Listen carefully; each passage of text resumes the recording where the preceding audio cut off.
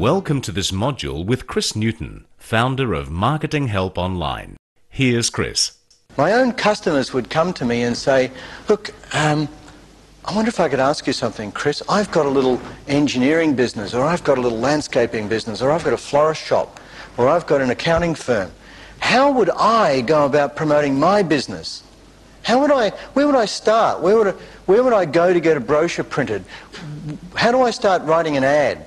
I've never been able to get my advertising to work before.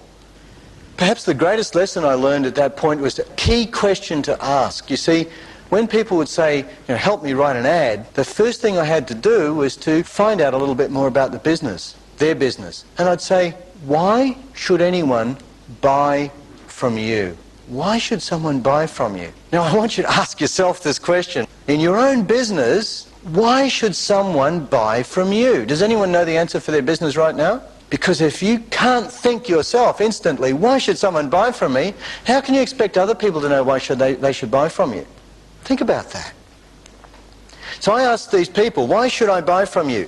And they would say, well, I don't know, we're an engineering firm just like every other engineering firm. We've got the same tolerances and pretty well the same equipment. And then perhaps they'd say something like, well, when we got into business in the first place, we thought we could change the world. We thought we'd do something really special in this particular industry. We'd really do some special things for our customers.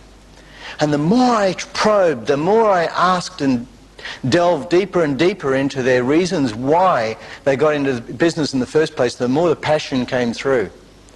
And then I'd get the most amazing stories coming out that say, when we began, there were times when we would work till 2 or 3 o'clock in the morning to finish an order to deliver to our customer and clients because we made a promise to them.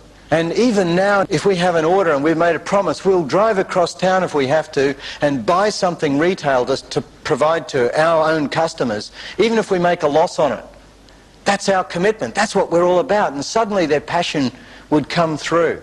They'd tell me about all these stories of how they went the extra mile, how someone would come in looking for a particular product. They'd make phone calls to wherever it was to find out, to track down this particular thing for their clients. And then I'd ask them a really key question, and it's a question I want to ask you. And the question is this.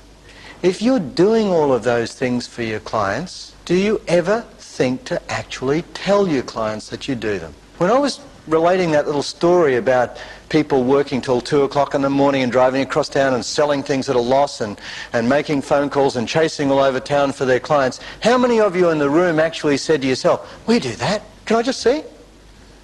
Isn't that interesting? How many of your clients do you actually tell that you do these things? We keep it the best kept secret on the planet. And then, as I said before, we expect people to understand that we're providing a higher level of service and a higher product quality. Truth is, we don't deserve to charge any more until we've educated people to the extra things that we do.